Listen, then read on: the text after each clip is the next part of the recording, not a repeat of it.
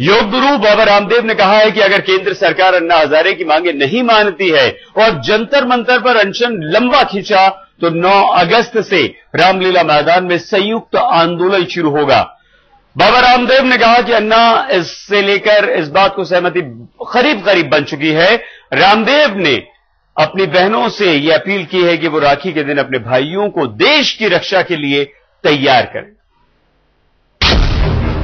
सरकार पर होगा डबल अटैक। 8 अगस्त तक जंतर मंतर, 9 अगस्त से रामलीला मैदान। भ्रष्टाचार और काले धन के खिलाफ उठे आंदोलन की ये नई रणनीति है। योग गुरु रामदेव ने ऐलान किया है कि अगर अन्ना हजारे का आंदोलन 8 अगस्त तक खिंच जाता है और सरकार नहीं सुनती तो 9 अगस्त से दोनों आंदोलन एक हो जाएंगे। यदि सरकार 9 तारीख तक नहीं मानती तो यह आंदोलन और वो आंदोलन दोनों एक हो जाएंगे। फिर रामलीला मैदान पर लाखों लोगों की उपस्थिति में फिर ये मुद्दा तो हमारे साथ सम्मिलित है।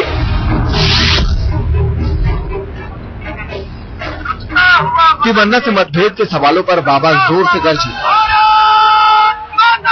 उन्होंने दो टूक कहा कि ये फजूल की बातें हैं जिन्हें बेवजह तूल देकर मुद्दे को भटकाया जा रहा है। अन्ना जी ने कोई टिप्पणी नहीं की है, इसलिए आप लोग जो है अन्ना जी और बाबा जी को लेकर के किसी भी मतभेद की बात ना करें तो बेहतर होगा। योग गुरु ने कहा कि आचार्य बालकृष्ण पर फर्जी मुकदमे की साजिश इस आंदोलन को दबा नहीं पाएगी। उन्होंने अपील की है कि कल रक्षाबंधन के मौके पर सभी बहनें जब अपने भाइयों को राखी बांधें तो उनसे देश की रक्षा के लिए अंतिम लड़ाई में कूदने का वचन जरूर लें। संजय आर्य, हरिद्वार, आज तक।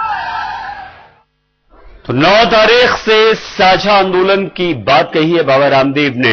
उधर दिल्ली के जंतर मंतर से उठ रही आवाज अब देश के लोगों की बेचैनी को बढ़ा रही है। अन्ना हजारे के आंदोलन का आज 8वां दिन है। अनशन पर बैठे लोगों की हालत बिगड़ रही है, लेकिन अभी तक सरकार के कान पर जूं तक नहीं रहेंगी। दूसरी तरफ जंतर मंतर पर लोगों का सैलाब देखकर अन्ना और अन्ना टीम का हौसला बढ़ा है। गद्दार मंत्री को मेरे पास आने की कोई जरूरत नहीं। ये अन्ना हजारे की खुली चेतावनी उन नेताओं और मंत्रियों को जो भ्रष्टाचार के गंभीर आरोप होने के बावजूद लाल बत्ती में घूम रहे हैं। ऐसे झूठे बोल रहे हैं। ये अन्ना की दूसरी चेतावनी है। अन्ना को भारत सरकार से पद्मश्री और पद्म भूषण सम्मान मिल चुका है। भ्रष्टाचार के मुद्दे पर अन्ना पद्मश्री पहले ही लौटा चुके हैं। अब उन्होंने पद्म भूषण लौटाने की चेतावनी दी है। ये पद्मश्री और पद्म भूषण नहीं मांगने के लिए नहीं गया था उनके पास, उन्होंने दिया। अभी एक बचा है पद्म भूषण। अगर समय आने से इसी स्टेज से रिटर्न कर दूंगा, कोई जरूरत नहीं। 3 दिन से भूखे हैं अन्ना, 7 दिन से भूखी है टीम। जंतर मंतर पर पूरा हफ्ता। भ्रष्टाचार के खिलाफ आर पार की ये जंग 8वें दिन में पहुंच चुकी है। अन्ना तो अभी ठीक है, लेकिन 7 दिन से अनशन कर रहे 3 साथियों की हालत बिगड़ती जा रही है। लेकिन उन्होंने अपनी जान की परवाह छोड़ दी है।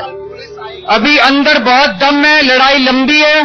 मैं केवल ये कहने के लिए आया था कि अगर सरकार हमें छूने की कोशिश करती है, ये भ्रष्टाचारी सरकार अपने गंदे हाथों से हम लोगों के शरीर को छूने की कोशिश करती है, तो उसके नतीजे बहुत खराब होंगे। और इस बार आर पार की लड़ाई है। यहां से जंतर मंतर से इस बार समाधान लेके उठेंगे हम लोग, चाहे जितने मर्जी दिन हमें अनशन करना पड़े। सरकार इस बार आंदोलनकारियों के सब्र का इम्तिहान ले रही है।